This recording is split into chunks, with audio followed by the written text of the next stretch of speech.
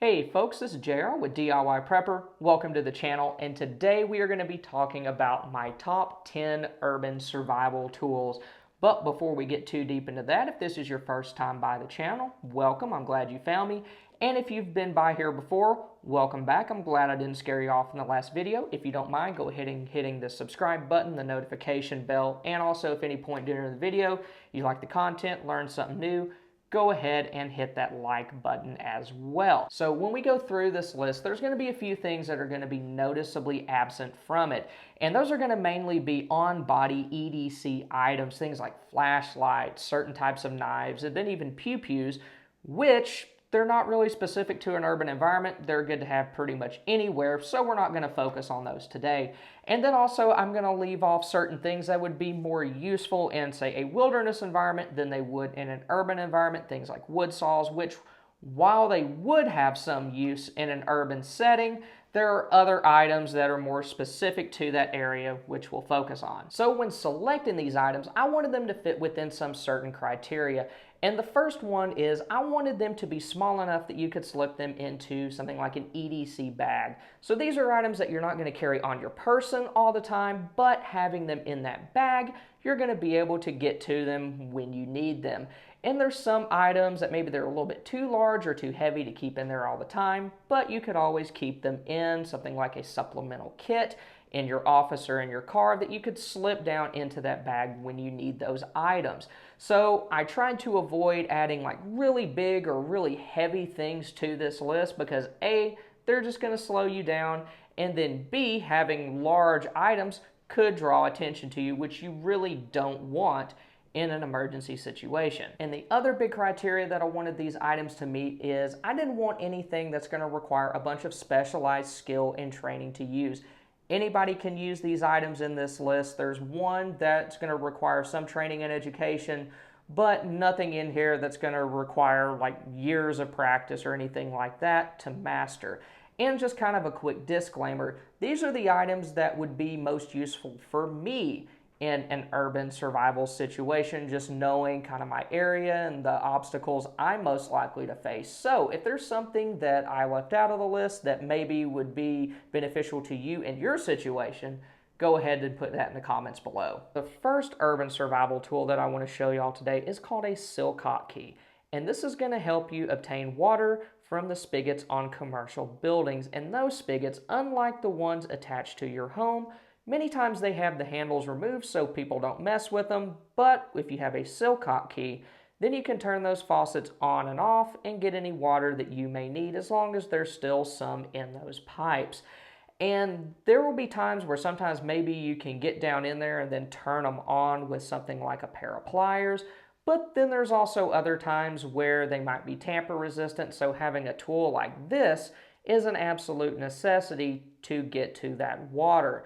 And they make other Silcock keys that have a little bit more on them than this one that are capable of opening things like commercial windows as well. But something like this should be small enough that you can fit it inside of your EDC bag. The next tool that I think would be absolutely essential in an urban survival situation is going to be a good full-size multi-tool.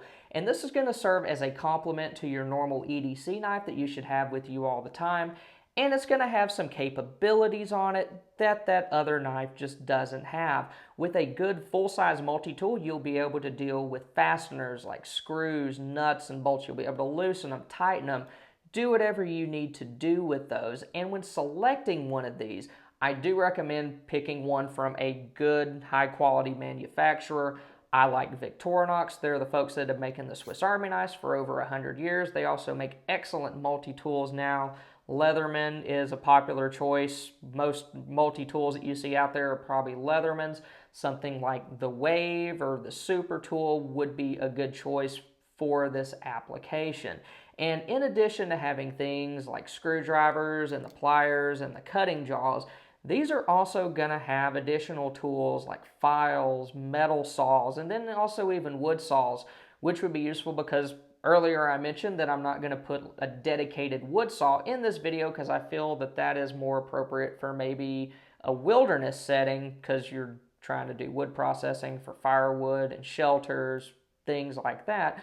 But a good full-size multi-tool many times will have a decent kind of smaller wood saw on it. So if you do have to tackle anything made of wood and saw through it, you'll be able to handle at least small stuff with this. And you can also handle larger stuff too. You just might have to saw one side, saw the top, saw the other side, saw the bottom, and kind of beaver chew your way around it a little bit. I've done something like that. It's a pain in the rear, but it does work if you gotta saw something maybe just a little bit bigger than what the saw was designed to handle. You can't go crazy with it, but it can work.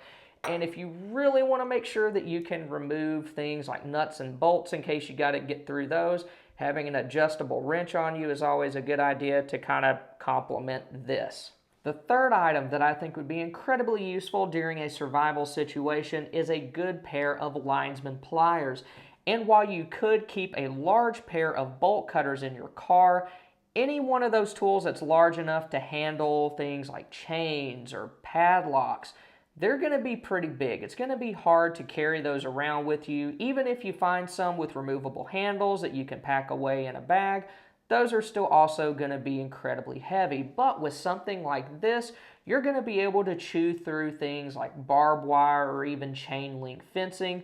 So if you need to access somewhere or you need to go through a place to get somewhere else and there's that type of fencing in your way, then you can make a small hole for yourself with these. And of course, they also have nice grabbers on the end that you can grab a hold to stuff. Or also, I mean, maybe there's a nut or bolt that your other tools couldn't handle or you lost them.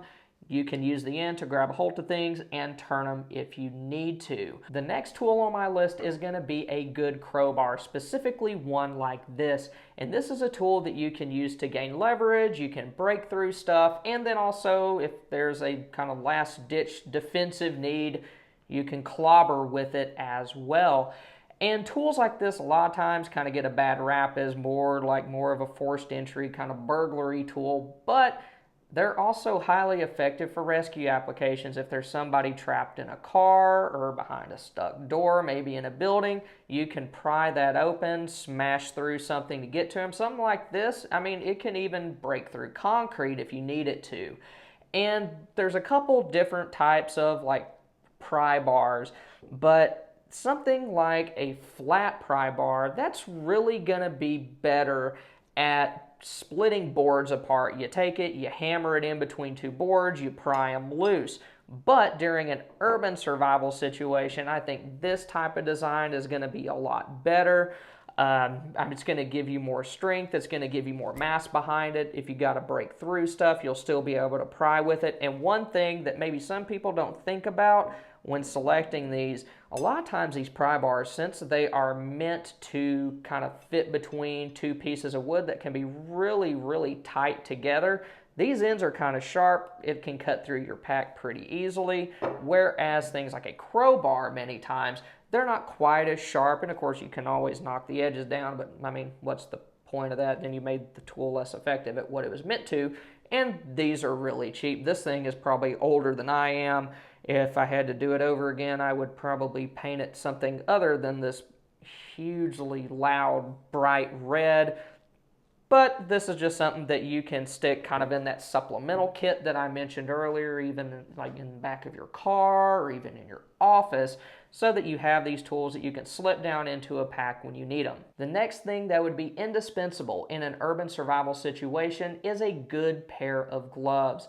In an urban setting, you are more likely to encounter things like sharp metal or broken glass, or even things that are too hot for you to touch. Maybe there was a fire, or there's still a fire and you're trying to get out of it. You're going to have to maybe move things out of the way that are too hot to touch, or set your hands down on them so that you can lift yourself over them. And a decent pair of gloves is going to help protect your hands in situations like that. This pair of gloves here is just something that I picked up at Harbor Freight a few days ago. I like how it has leather covering the palms and the pads of my fingers, and then on the back it's just some kind of lightweight material. But the good thing about this pair of gloves is that the leather is going to protect the main part of my hand, the stuff that's going to be doing the grabbing, but it's not so big and clunky that it's going to completely ruin any dexterity that I might have. The sixth tool that I think would be useful in an urban survival situation is going to be a siphon pump, and it has a couple different uses. The first is if you need to get to a water source that's too far down for you to reach, or the opening to get down to it is too small for your hand to pass through or a water bottle to pass through, then you can use the hoses that it comes with to run it down in there and then pump out the water where you need it. It can also be used to procure fuel, maybe in a more long-term situation. I am not advocating looting fuel or stealing fuel from people, but if there's a more, like I said, long-term situation where it's incredibly unlikely that the person's going to come back for the vehicle, it's been abandoned, then I'm not going to feel as bad about that because my survival isn't going to necessarily reduce their chances of survival, if that makes sense. But just a word of caution, any water that you run through something like this, it needs to be run through a filter which can remove chemical contaminants as well, because you don't know what kind of oils are inside of these things, what kind of chemicals. This obviously isn't food safe plastic. And also, you never, ever, ever want to try to procure water using a tool like this if it has been used to scavenge things like fuel or transfer other types of, like maybe petroleum liquids or other types of chemicals from one container to another. The next thing that would be important to have in an urban survival situation is a good filtering water bottle. This is going to help you remove both biological and chemical contaminants from any water that you're able to find while you're out there. And when selecting one, you really want to get one that is labeled as a purifier that can remove both biological and chemical contaminants. And the reason why is water that you might come across in an urban setting is more likely to have more bad stuff in it than water you might find from something like a river or stream in a backcountry setting. So things like sawyers, they're more good for a backcountry setting where you're more likely to deal with bacteria, protozoa, and sediment. Whereas in an urban setting, you're going to have water running off of roads into storm drains and then into the creeks down below. And also in a more long-term situation, you might have more viral contaminants to worry about because people, they're having to get rid of their waste. They don't have a clue how to do that. So there's a very good chance that some pretty nasty things could find their way into those water supplies you would be dipping into to drink out of. So because of that, you want something that can remove viruses, the normal bacteria and protozoa, as well as any chemicals that might have run off the road down into those water sources. And when it comes to filtering water bottles that can remove those types of contaminants, there were three big names that I could find. They were Berkey, Seychelles, and then this one is made by Grail. And the reason why I went with Grail is they seem to be a little bit more transparent and forthright with the type of contaminants that their filters could remove. I kind of had questions with reading the manufacturer's description on like the Berkey and Seychelles website, but with Grail there really was no question. They seem to be getting great reviews from people, so I thought I would give them a shot. And how you use this water bottle is, it's kind of a water bottle within a water bottle. First, you start off by filling up the outer bottle, and then after that, you set the inner bottle on top of it, press it down, and then water goes through the filter on the bottom into the clean water reservoir, which you can drink out of. The only big gripes that I've heard about these filters is that the filter itself can get clogged quite easily, so you want to make sure that whatever water you're using is as clean as possible and free of like any large sediment or debris that could clog up the filter.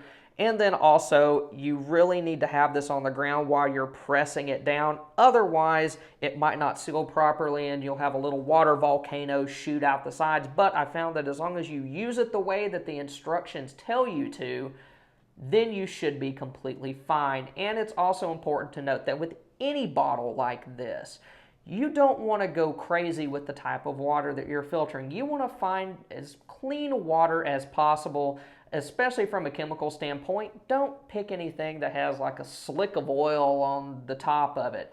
Try to find something that's clear, free of most debris, so that you give this filter or any other filtering water bottle that you have the best chance possible of being successful for you. The next urban survival tool that I recommend everybody have is a good tourniquet.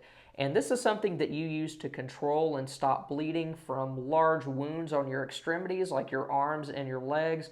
And given the amount of just shootings that we've had recently, I think this is a good thing to have on hand, especially if you work in an office environment or places like a school. Those are the types of places that those psychos tend to target, and having something on hand that you could use to save yourself or somebody else is a very good idea. So a ratcheting tourniquet like this one is going to be easier to use if you're under stress or duress or even injured. So that's why I went with that over a windlass type tourniquet. And something like this is going to be an item that you're able to practice with, which is very important for a tool like this. This is the one item on the list that probably is going to require some additional training and education on your part before you can use it effectively. Something like a multi-tool, duh, everybody can use that. Everybody can use a filter bottle once you figure out how it works. But something like this, get some advice from medical professionals, maybe take a class where you learn first aid. See if they'll go over something like this. Another good thing about this particular tourniquet, this is made by M2. You can find it on Amazon, Rescue Essentials, but it can be used one-handed. This little loop right here, you can either hold on to it with a hand while you pull the other end through, or for self-care, you can bite on it with your teeth and then pull the other end. To use a tourniquet, slide it over the injured limb between the wound and the heart. In this particular tourniquet, you can completely undo the strap and then feed it back through so that you don't have to pass your entire leg through that. Then you tighten the strap as much as you can and then use the ratchet to tighten it the rest of the way until the bleeding stops. For this next item, I'm going to cheat and I'm going to roll two items together, and those two items are dust masks and goggles or protective glasses. And one thing I would recommend, if you wear regular glasses, just go ahead and ask your optometrist to write you a prescription for a separate pair of protective work glasses or safety glasses. That way you can keep it in your EDC bag or in your car, and like in your glove box, and you'll have them ready when you need them, because I wear glasses normally. I don't in the videos because there's always reflections from the glare, so I'm as blind as a bat when I'm filming these.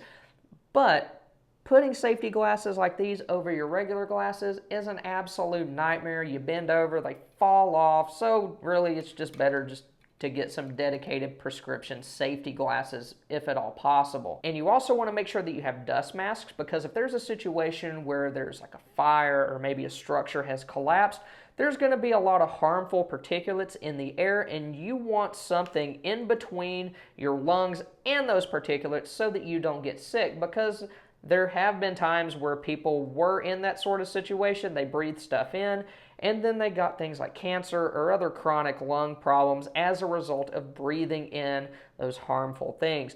N95 masks are great. The package that they come in, if you take off the little cardboard thing, you have something that you can easily slip down into a bag or your drawer, maybe at work.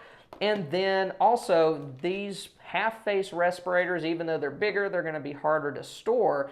The cartridges that they have on them are far more effective at removing different types of contaminants, like this P100 cartridge or the P100 cartridges that I have on here. I originally got this for a painting project where I was going to have to sand lead paint. Lead particulates can go by an N95 filter, but they can't with this. And also these are going to be good for removing vapors. So if there's like chemicals in the air, this will help remove a lot of those so you're not breathing them in. When I'm wearing this, I can't actually smell anything. So having a good selection of masks and goggles or safety glasses can help keep you safe in an urban environment. The last item on my list of urban survival tools is going to be a good battery bank. And the purpose of a device like this is going to be to keep your other devices running, particularly your cell phone, which your cell phone itself has its own list of survival uses. You can use it to contact loved ones, contact help, and then also helps you stay reachable, so if anybody else needs help, they can contact you. All the pictures on there that you have, you can use them to show people, maybe if you get separated from your loved ones, make it easier to reunite. And also the fact that smartphones have apps on them, you can use those as references during a survival situation. And the good thing about a battery bank like this is you're going to be able to use it to charge other USB devices, things like this flashlight here. So being able to charge all those different devices makes it very useful and very versatile in an urban emergency. Well, once again, thank you guys for stopping by. I'm glad you could make it. If you didn't do so earlier in the video, if you don't mind hitting those like, subscribe, and notification buttons, that would be awesome. Thanks again. Y'all have a good one.